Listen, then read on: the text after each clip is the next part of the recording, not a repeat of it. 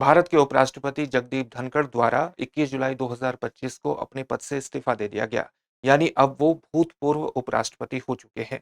भारत के उपराष्ट्रपति द्वारा राष्ट्रपति को संबोधित अपने हस्ताक्षर सहित लेख के माध्यम से इस्तीफा सौंपा जा सकता है संविधान के अनुच्छेद 67 ए के अनुसार।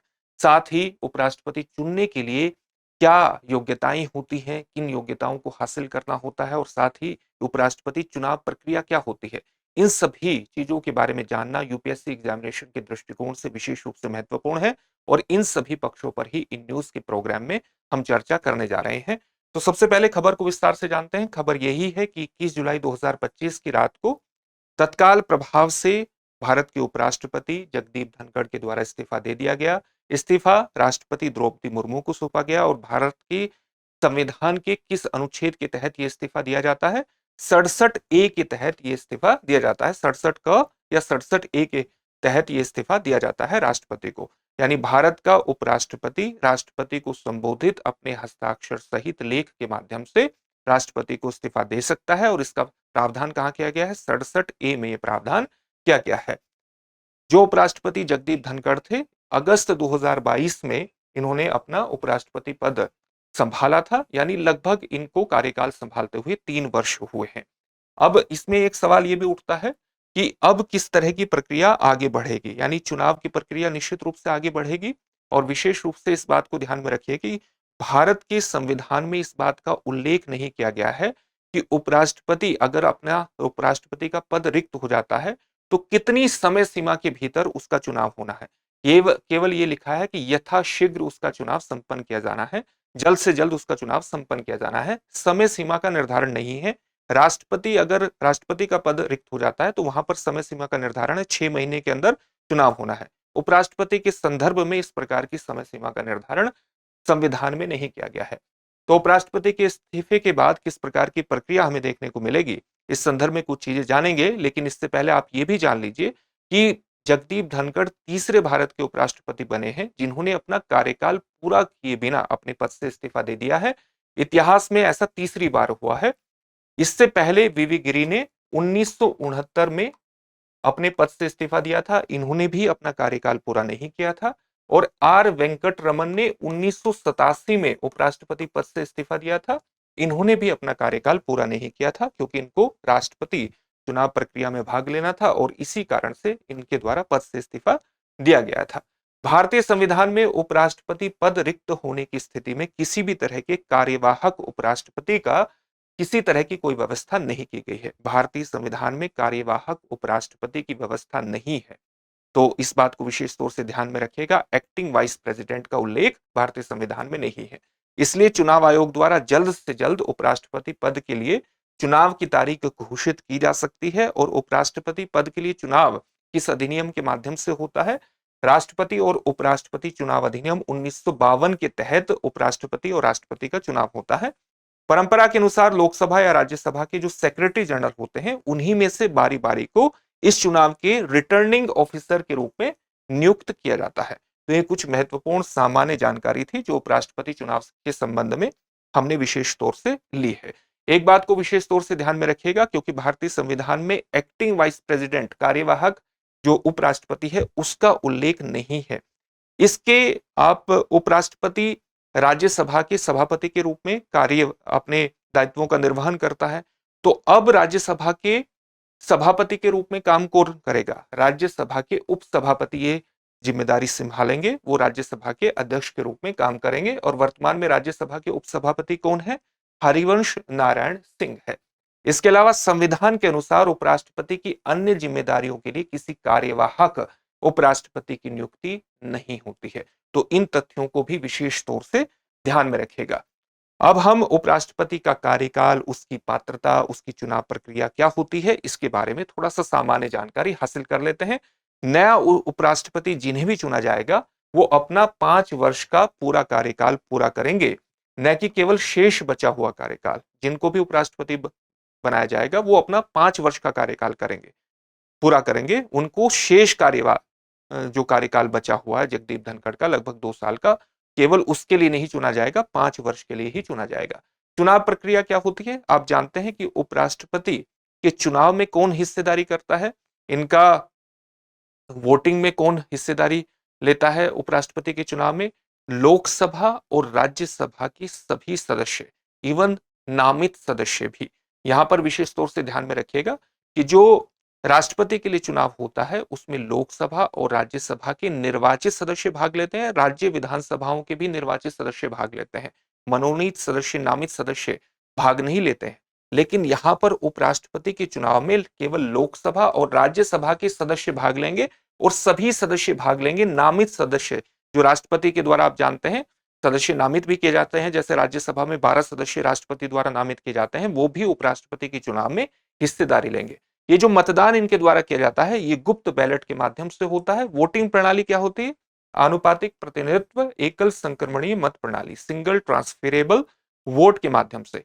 इसका मतलब क्या हुआ? इसका मतलब ये हुआ कि मान लिया उपराष्ट्रपति पद के लिए 2 से अधिक व्यक्ति खड़े हैं, तो हर जो निर्वाचक मंडल में शामिल जो मतदाता है, जो कि सांसद होता है हमारा लोकसभा या राज्यसभा का, उनके द्वारा अपनी प्रेफरेंस के आधार पर वोट दिया जाता है। प्रेफरेंस यानी वो प्रेफरेंस देंगे 1, 2 या अन्य सदस्य भाग लेते हैं, तो इस प्रकार से। और क्योंकि ये जितने भी सदस्य होते हैं इनके वोट का एक ही मूल्य होता है, एक मूल्य होता है, और उम्मीदवार को, जो जीता हुआ उम्मीदवार है, उसको एक निश्चित कोटा वोटों का हासिल करना पड़ता है। उसको क्या हासिल करना पड़ता है? एक निश्चित कोटा हासिल करना पड़ता है। तो अब मान लिया जैसे लोकसभा में सदस्य की संख्या कितनी है? 543 है। राज्यसभा में सदस्य संख्या कितनी है? 245 है। तो टोटल टोटल सदस्यों की संख्या कितनी हुई? 788 हुई। जीतने के लिए कितने आपको वोट मूल्य चाहिए? 788 बाई 2 प्लस 1, यानी एक तरह से 394 प्लस 1 395। लेकिन ये जरूरी नहीं है कि 788 के 788 लोग वोट डालें। हो सकता है कि 788 से कम वोट डालें, और उसी हिसाब से जितना वोट डालते हैं उसको बाई 2 कीजिए और प्लस 1 कीजिए, इतना वोट हासिल करना। और सभी वोट, क्योंकि इसमें राज्य विधानसभाओं के सदस्य भाग नहीं लेते, वहां पर उनके वोट का वैल्यू डिफरेंट हो जाता है। लेकिन यहां पर क्योंकि राज्यसभा और लोकसभा के सदस्य होते हैं, इसलिए सभी के वोट का जो वैल्यू होता है वो समान होता है।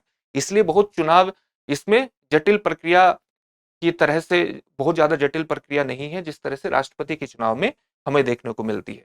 तो इस प्रकार से वोट प्रतिशत हासिल करना होता है, किसी वोट मूल्य हासिल करना पड़ता है, यानी आपको एक तरह से 395 वोट चाहिए जीतने के लिए। मान लिया एक से अधिक, 2 से अधिक राष्ट्रपति उपराष्ट्रपति पद के लिए चुनाव लड़ रहे हैं, 2 से अधिक लोग, तो उसमें क्या होता है कि जिसको सबसे कम वोट प्राप्त होते हैं उसको बाहर कर दिया जाता है, और जिसको सबसे कम वोट प्राप्त होते हैं उसकी जो पर्ची है उसमें जो दूसरे नंबर की प्रेफरेंस है उसको ट्रांसफर कर दिया जाता है पहले या दूसरे नंबर को। और ये प्रक्रिया तब तक चलती रहती है जब तक ये वोट मूल्य प्राप्त ना हो जाए। जब तक एक निश्चित कोटा जीतने के लिए जिस उम्मीदवार को चाहिए वो कोटा अगर प्राप्त नहीं हो जाए, तब तक ये प्रक्रिया चलती ही रहती है इस प्रकार से। इसलिए इसको कहते हैं transferable vote, single transferable vote, यानी आपको एक कोटा हासिल करना ही पड़ेगा जो आपका निर्धारित है। वही चीजें यहां पर दी गई है। जीतने के लिए प्रत्याशी को कुल वैध मतों का आधा प्लस 1 वोट चाहिए। इसी प्रकार से उपराष्ट्रपति का चुनाव किया जाता है। पात्रता क्या है? भारत का नागरिक होना चाहिए उपराष्ट्रपति होने होने के लिए, 35 वर्ष की आयु पूरी कर चुका हो, राज्यसभा के लिए निर्वाचित होने के लिए योग्यता रखता हो, किसी लाभ के पद पर ना हो, भारत सरकार, राज्य सरकार या किसी अधीनस्थ स्थानीय प्राधिकरण के अंतर्गत लाभ का पद धारण न करता हो, किसी भी संसदीय क्षेत्र में मतदाता के रूप में पंजीकृत हो। ये कुछ महत्वपूर्ण पात्रताएं हैं जो उपराष्ट्रपति निर्वाचित होने के लिए चाहिए। अब इन सभी चीजों के बारे में एक क्विक रिवीजन आपके सामने प्रस्तुत कर देते हैं, ताकि उपराष्ट्रपति के बारे में एक सामान्य जानकारी आपको हासिल हो जाए। राष्ट्रपति के बाद देश का दूसरा सर्वोच्च पद है उपराष्ट्रपति का, ये आप जानते हैं। उत्पत्ति कहां से हुई है? ये पद वस्तुतः ये माना जाता है कि अमेरिकी उपराष्ट्रपति की तर्ज पर ही ये भारत में लाया गया है। भारत के संविधान के कौन से अनुच्छेदों में उपराष्ट्रपति से संबंधित उपबंध किए गए हैं?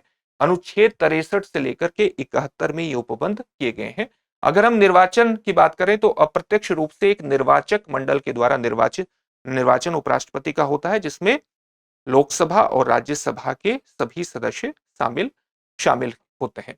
इस निर्वाचक मंडल में लोकसभा, राज्यसभा के निर्वाचित सदस्य और मनोनीत सदस्य शामिल होते हैं, लेकिन राज्य विधायिकाओं के सदस्य शामिल नहीं होते। राज्य विधायिकाओं के जो निर्वाचित मेंबर है वो राष्ट्रपति के चुनाव में शामिल होते हैं।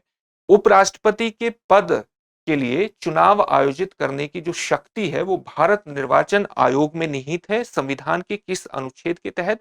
अनुच्छेद 324 के तहत। योग्यता पात्रता के बारे में आपको पता लग गया है। भारत के जो प्रथम उपराष्ट्रपति थे वो कौन थे? डॉक्टर एस राधाकृष्णन थे। और अब अंतिम मतलब अब जिन्होंने इस्तीफा दिया है वो जगदीप धनखड़ थे। लेटेस्ट कार्यकाल 5 वर्ष का होता है और पुनर्नियुक्ति हेतु भी ये पात्र होते हैं। उपराष्ट्रपति राष्ट्रपति को संबोधित करके अपना त्याग पत्र दे सकते हैं। राज्यसभा के सदस्यों जो तत्कालीन सदस्य हैं उनके प्रभावी बहुमत और लोकसभा के सदस्यों की सहमति, साधारण बहुमत के आधार पर उपराष्ट्रपति को उसके पद से हटाया भी जा सकता है और इसे हटाए जाने का प्रस्ताव केवल राज्यसभा में ही प्रस्तुत किया जा सकता है, लोकसभा में इसको प्रस्तुत नहीं किया जा सकता है। संविधान में इसे पद से यानी उपराष्ट्रपति को पद से हटाने के संबंध में किसी आधार का उल्लेख नहीं किया गया है। यह भी एक महत्वपूर्ण तथ्य है। शक्तियों की बात करें तो राज्यसभा के पदेन अध्यक्ष या सभापति के रूप में इसकी शक्तियां उसी तरह से होती हैं जैसे लोकसभा के अध्यक्ष की होती हैं। कार्यवाहक राष्ट्रपति के रूप में जब भी राष्ट्रपति का पद रिक्त हो तो ये काम कर सकते हैं उपराष्ट्रपति, लेकिन आप ये जानते हैं कि अगर राष्ट्रपति का पद रिक्त हो जाए तो 6 महीने के भीतर चुनाव कराने होते हैं और इसलिए कार्यवाहक राष्ट्रपति के रूप में अधिकतम 6 माह तक ही उपराष्ट्रपति काम कर सकते हैं। तो ये कुछ महत्वपूर्ण चीजें थी उपराष्ट्रपति के बारे में। चलिए अब एक प्रश्न है जिसका उत्तर आपको कमेंट बॉक्स में कमेंट करके देना है। उपराष्ट्रपति पद से इस्तीफा संविधान के किस अनुच्छेद के अंतर्गत दिया जाता है? आपके सामने ऑप्शन क्या है? अनुच्छेद 65, अनुच्छेद 67 ए, अनुच्छेद 69, अनुच्छेद 72। इस प्रश्न का उत्तर आप हमें कमेंट बॉक्स में कमेंट करके जरूर दीजिए। फिर से एक नए सेशन में आपसे मुलाकात होगी। धन्यवाद। डियर व्यूअर्स, अपने एग्जाम की तैयारी को और बेहतर करने के लिए हमारे चैनल को लाइक, शेयर और सब्सक्राइब करना न भूलें।